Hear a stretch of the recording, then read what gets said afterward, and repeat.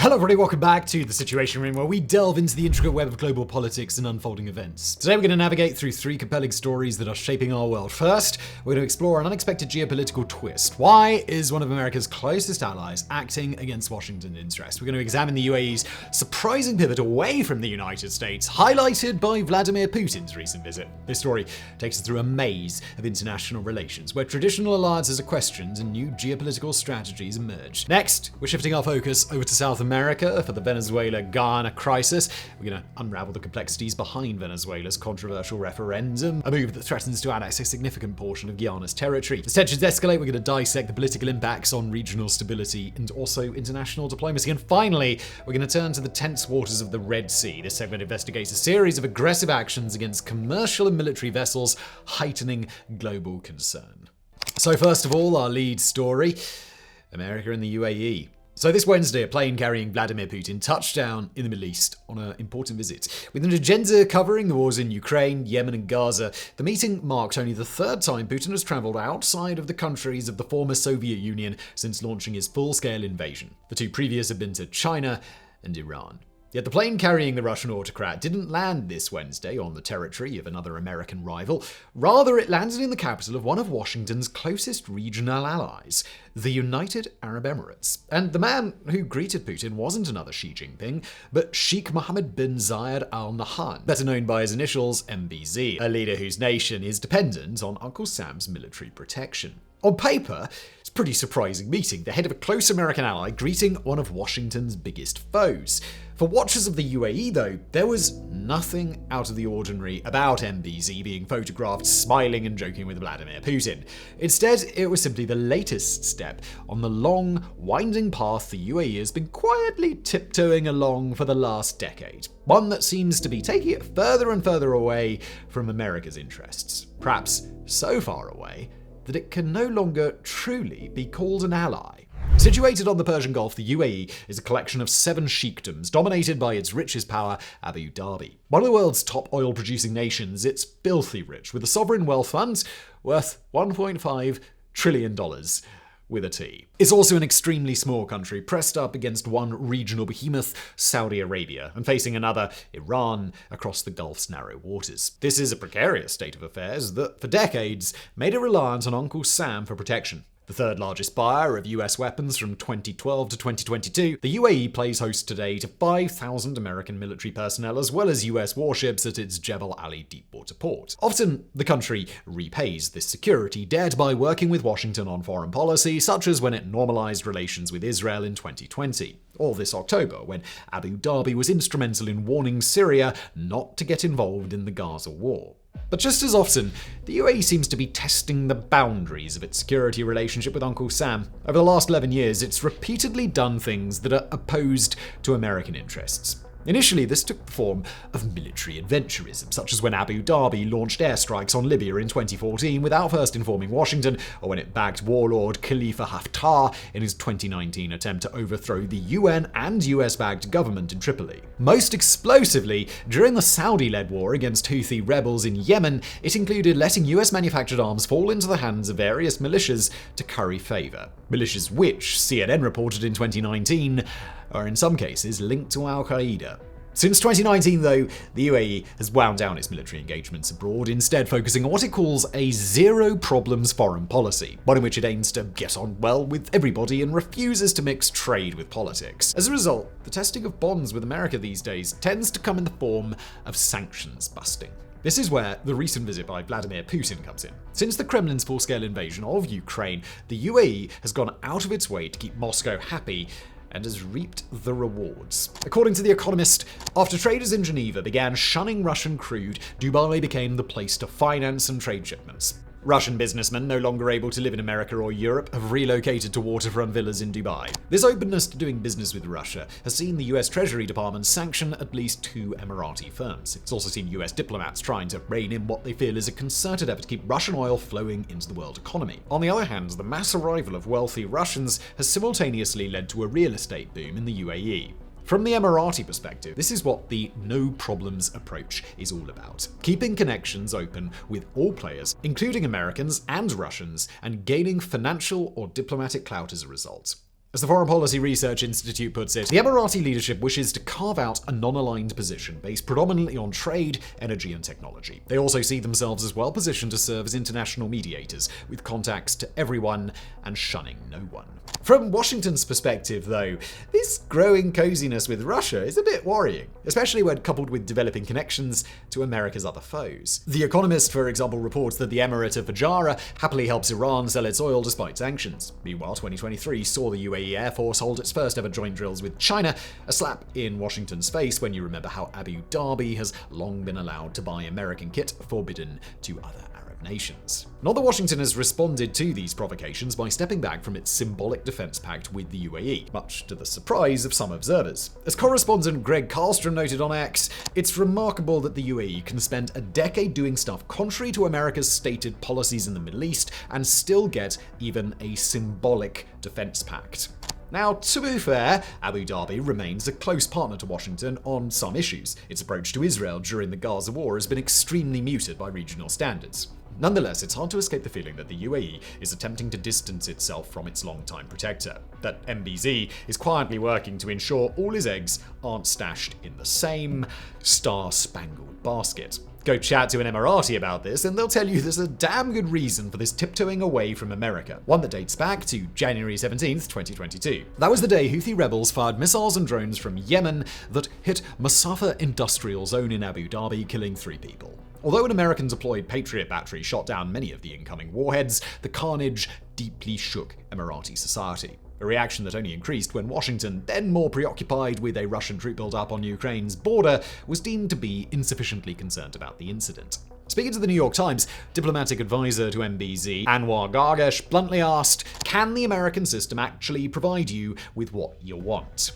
Still, this slow drift from the US has dimensions beyond one drone attack. One such dimension is the feeling in the Middle East that the predominance of the Western world might be over, that it's better to make a lot of friends now rather than after the US withdraws into isolationism. Another dimension may be Abu Dhabi's growing regional rivalry with Saudi Arabia. Not so long ago, MBZ and the Saudi Crown Prince Mohammed bin Salman had an extremely close relationship. Indeed, the prince's opening up of the Saudi economy is said to have been inspired by MBZ's reforms. But the relationship has curdled since 2019, when the UAE abruptly pulled out of the Saudi-led coalition fighting in Yemen. A curdling that's been made all the worse by the 2 states openly competing to become the biggest influencer in the Middle East and North Africa. And you can see the results of this power struggle just by looking at Sudan. In April this year, a power-sharing agreement in Khartoum collapsed, triggering a civil war that's already led to one of the great refugee crises of our time.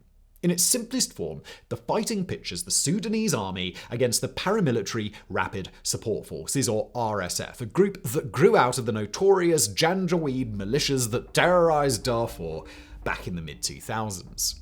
Now, in the last 6 months, Saudi Arabia, backed by the United States, has been sponsoring peace talks aimed at establishing a ceasefire. Washington's stated goal in these talks has been to stop a genocide.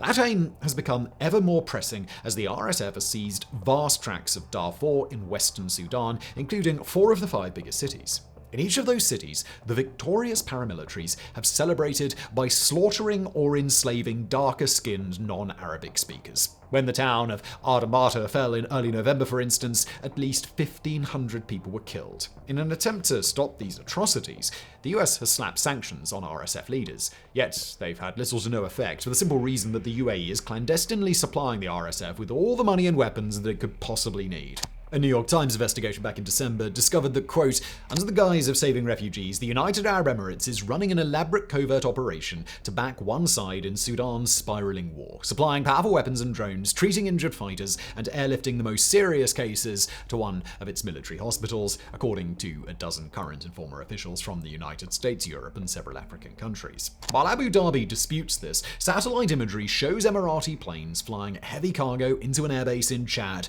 just over the border from a major RSF stronghold.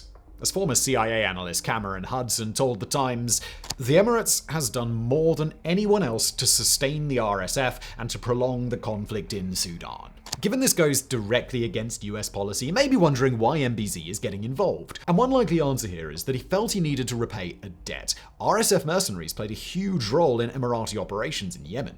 Equally though, backing the RSF could just be about money and power. On the money side, the paramilitaries control significant gold mines in Darfur from which they export large amounts of precious metals to Dubai. On the power side, an RSF victory in the war would weaken Saudi Arabia in Egypt, which backs the Sudanese army, while also putting the UAE in a position to finish the Red Sea port it intended to construct in Sudan before war broke out. And getting a toehold on the Red Sea, one of the busiest shipping lanes in the world, is vital if Abu Dhabi wants to eclipse Riyadh as a regional player. Even if all of this makes sense from the Emirati perspective, though, that doesn't mean it isn't damaging to the relationship with Washington. Aside from their role in war crimes, the RSF are also allied with Russia's Wagner Group. For the US, establishing peace in Sudan is therefore of utmost importance. And this, really, is the crux of the issue. Not that the UAE may be placing its own national interest ahead of America's, that's only natural, but that it's doing so while being so utterly dependent on American arms sales and military protection. This was likewise the case when MBZ led the charge in bringing Syria's Bashar al-Assad in from the cold, a move the Americans had tried to discourage. And it may yet be the case in Ethiopia, where the UAE is shipping arms and money to the government of Abiy Ahmed. 2 years ago, similar shipments allowed Addis Ababa to win the Tigray War. UAE and Turkish drones turned the tide of combat when it looked like the Tigrayans might overthrow the government. Since then, though, the Emiratis have seemingly turned Abiy Ahmed into a client. MBZ is privately funding a $10 billion palace for the Ethiopian Prime Minister. UAE-funded museums and theme parks have mushroomed up around Addis Ababa. Crucially, weapons have continued to pour into Ethiopia, even as the government commits atrocities fighting insurgencies at home and threatens its neighbors with a land war over access to the Red Sea. Now, this is something that we covered in a Situation Room video from November the 17th, and if you want the full story, go check that out. The ultra-condensed version is that Abiy has recently been saber-rattling about Ethiopia's right to a coastline, something he's accompanied by a troop build-up near the Eritrean border. Everyone agrees that an Ethiopian invasion of Eritrea would be a disaster for the Horn of Africa. It would also undercut US policy of promoting stability in the region as a check on extremism. Yet, even as the warning sirens sound, the UAE has continued shipping Addis Ababa the weapons it would need to pull off an assault on its neighbor. As the BBC explained it, for the UAE, Mr. Abiy's adventurism is both an opportunity and a risk. Ethiopia could become an important Red Sea power and an Emirati client state. The risk part, the article highlighted, is that helping Abiy spark a region-wide conflagration could lead to a collapse in the fortunes of the RSF in Sudan. But we'd feel comfortable adding another risk factor. The backing an attempted land grab might finally alienate the USA from its erstwhile ally. So, that's where things stand at the moment, with a key American ally in the Middle East seemingly slipping away, with a nation that Washington has privileged with military tech not allowed to other Arab countries, deciding its future lies in being non-aligned. Certainly, we can't really blame the UAE for this. As the world retreats into competing blocs, Abu Dhabi's determination to treat Washington, Beijing, Jerusalem, Tehran, Moscow, and others as friends is already paying off financially, nor can we blame MBZ for trying to improve his nation's fortunes. What we can question, though, is why the Sheikh seems to think he can have his cake and eat it too. Why the UAE's vision for the future seems to involve not just courting Russia and China and backing ethnic cleansing in Sudan, but doing so while also continuing to receive weapons and protection from Washington.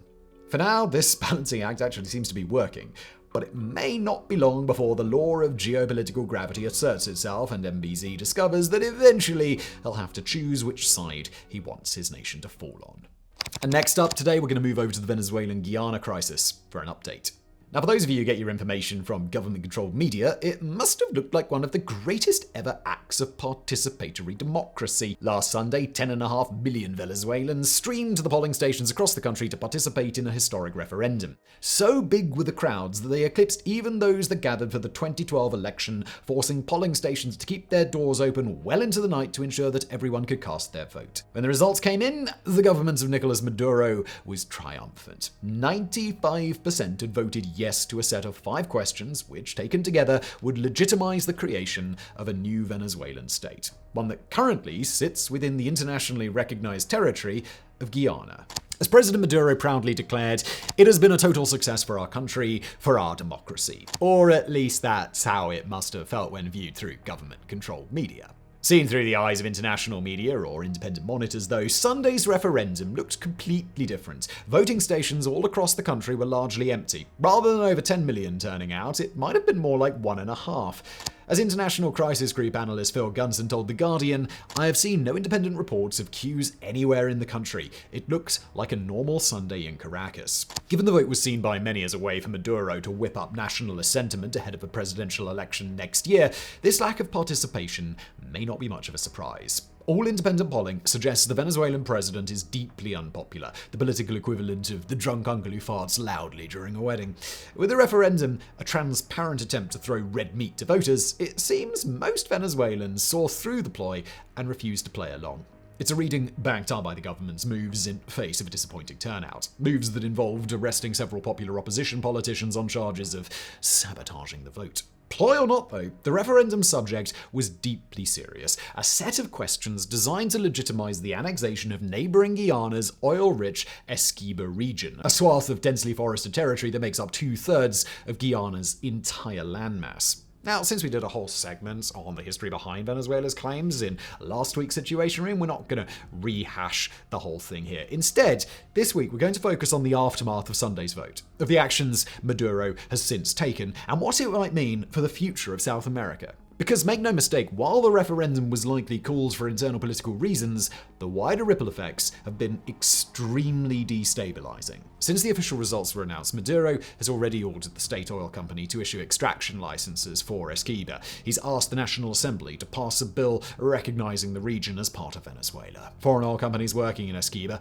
including American giant ExxonMobil, have been given 3 months' notice by Caracas to cease operations. Perhaps more worrying, though, have been the military moves. On Tuesday, Maduro signed a decree creating something known as the High Commission for the Defense of Guyana Esquiba, a move accompanied by the arrival of a military contingent in Punta Barima, right on the edge of the disputed border with Guyana. Since we're hopefully publishing this on Friday, it's entirely possible that Caracas has made even more provocative moves in the last 48 hours. But even if it hasn't, those taken earlier this week were still enough to cause severe anxiety in the Guyanese capital of Georgetown. President Irfan Ali declared on Facebook, "This is a direct threat to Guyana's territorial integrity, sovereignty, and political independence. Guyana views this as an imminent threat." He also claimed that the government had reached out to multiple international partners for help, including the US, France, the UN, and even the UK, which used to run Guyana as a colony until the 1960s. President Ali's position is that he has international law on his side. The dispute between Venezuela and Guyana over Esquiba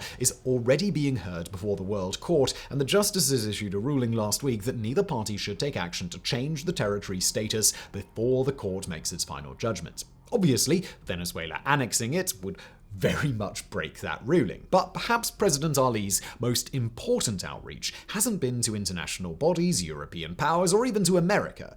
No, his greatest security hope may in fact lie directly to his nation's south. Brazil is South America's major military power, a country with a population, army, and GDP that dwarfs all of its regional competitors. It's also historically close to Guyana. With a shared border running over 1,600 kilometers, the two countries engage on trade and cultural links, with Guyana being home to a small but significant community of Brazilian expats. However, it's not diplomatic links that are making Brazil lean on Caracas to drop the annexation, but a deeper set of anxieties around regional conflict resolution. Border wars and violent land grabs in South America are vanishingly rare. Right now, the last time two of the continent's nations launched an armed conflict over territory was in 1995, when Ecuador and Peru fought for less than a month over Cenepa.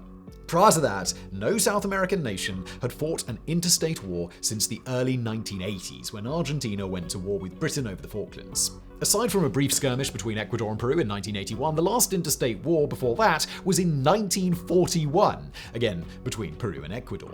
Clearly, the forceful redrawing of borders is rare on the continent, and Brazil would like to keep it that way. To quote the BBC's Spanish language service BBC Mundo, Venezuela's position worries the Brazilian Foreign Ministry because it could put at risk the tradition of peaceful resolution of territorial conflicts in South America. Hence why Brazil has spent the past week sending some very clear messages to Venezuela. Messages like increasing the number of armed troops in the Boa Vista department in neighboring Roraima state from 70 to 130. Messages like also sending an additional 28 armored vehicles to Roraima. While some of these deployments had already been planned to to help combat illegal mining, they're also intended to forestall the possibility of military action by Caracas. The only road link between Venezuela and Esquiva runs through the northern tip of Roraima state, and while Maduro would have to be madder than a box of coked-up frogs to launch his invasion via Brazil, the Brazilians want to make sure that he knows that. And speaking of invasion difficulties, now would be the best time to mention another great ally Guyanese President Irfan Ali has on his side. And that's Mother Nature. The terrain on the border between Venezuela and Esquiva is what military analysts technically call really bloody difficult. A world of dense rainforest, rising ridges and plunging waterfalls. A world in which utilizing armored vehicles would be all but impossible. As visiting professor at the Department of War Studies at King's College London, Augusto Teixeira told the BBC the terrain would only allow the use of a few foot infantry forces. Still, while this might all make an invasion extremely unlikely, unlikely is not the same as impossible. And if Caracas really goes for it, there's no doubt about which side would have the advantage. Brazilian newspaper Folha de Sao Paulo recently published troop estimates for both countries. While Venezuela has 123,000 active service personnel and tens of thousands more in reserve, Guyana's entire force comes to a mere 3,400 men. At sea, too, Guyana's 2 coastal patrol boats are outmatched by Venezuela's 2 frigates, 9 patrol ships, and 1 submarine. As for in the skies, Guyana effectively does not have an air force, or even much in the way of air defenses, with Venezuela boasting 24 Russian-built Sukhoi Su-30 fighter aircraft, hence why any invasion would likely open with the aerial bombardment of Esquiva's urban centers. Now, Folha does point out that the years of economic crisis have likely rendered Venezuela's military stronger on paper than in reality. But in the words of their reporter, even as a paper tiger, Venezuela is a colossus compared to Guyana. Of course, Caracas' advantage would only exist so long as the war remained between these 2 countries. Should Brazil or the United States or the regional grouping of CARICOM countries step in, the outlook would be completely different. All of which is why almost no serious observers think Maduro will go ahead with the annexation. Although the rewards would be great, control of some of the world's largest proven oil reserves, the risks would be so large as to potentially destroy his regime. Realistically, this entire crisis is almost certainly what people said it was all along, a ploy to gin up nationalist feeling ahead of next year's election. And yet we'd be lying if we didn't say that a tiny part of us wasn't worried. Ever since Vladimir Putin launched his invasion of Ukraine, autocrats everywhere seem to have realized that the international order is breaking down, that it's becoming possible once again to change borders through sharp acts of violence. Just this fall, Azerbaijan conquered the Armenian enclave of Nagorno-Karabakh after 30 years of frozen conflict. In the Horn of Africa, Ethiopian Prime Minister Abiy Ahmed is toying with an invasion of Eritrea, and the threat of Chinese invasion of Taiwan seems to be growing by the day. Could this same collapse of the rules-based order now be coming to South America? The Guyanese are worried it could. Vice President Bara Jagdeo recently compared Maduro's designs on Esquiva to the annexation of Crimea in 2014. Nor is he the only one. Foreign Policy not so long ago wrote about how Putin's defiance of international norms could give new wings to Maduro's territorial ambitions. So, is South America about to witness its own version of the Ukraine war? Only time will tell.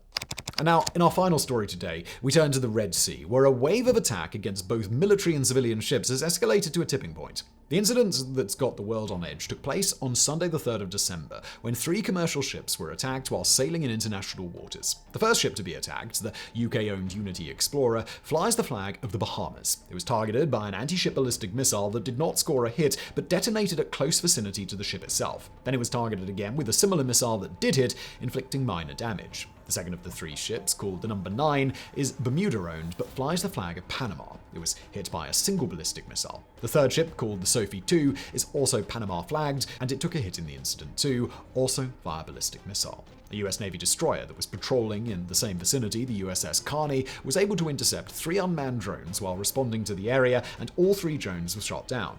It's unknown at this time, at least via the public record, whether the Carney, any of the 3 targeted ships, or any other ship in the area might have been the drone's intended target. While there were no casualties reported aboard any of the 4 ships involved in Sunday's incident, the attack has further inflamed tensions in a region that's already on a knife's edge. The perpetrator?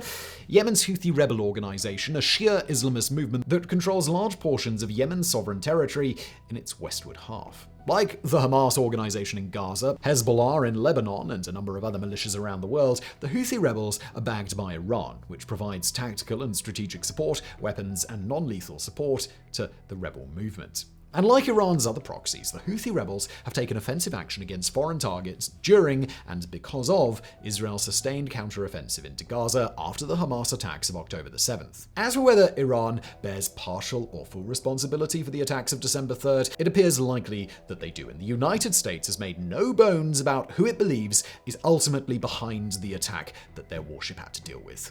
According to the US military Central Command, quote, "These attacks represent a direct threat to international commerce and maritime security. We also have every reason to believe that these attacks, while launched by the Houthis in Yemen, are fully enabled by Iran." While the latest attack by Houthi rebels is the most significant that's taken place off of the Yemeni coast thus far, it's by no means the first. On November the 25th of this year, a suspected Iranian-made drone exploded in the immediate vicinity of the CMA CGM Saimi, a container ship owned by an Israeli billionaire, while it was sailing in the Indian Ocean. That incident came just days after a small group of Houthi commandos used a helicopter to attack another civilian ship, which was linked to another prominent Israeli billionaire.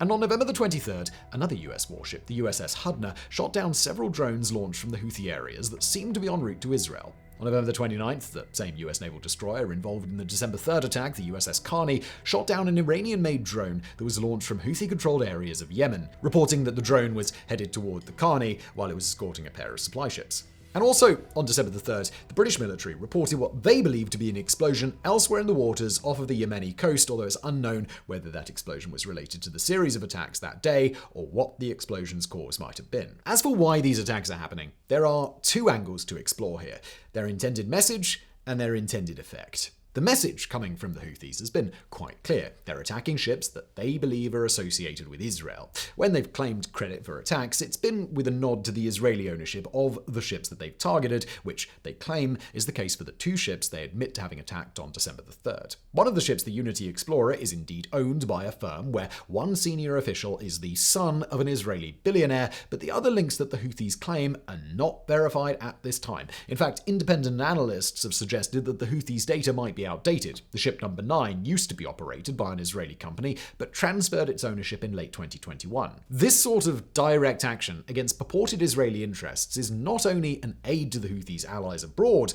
but it gains the organization valuable street cred.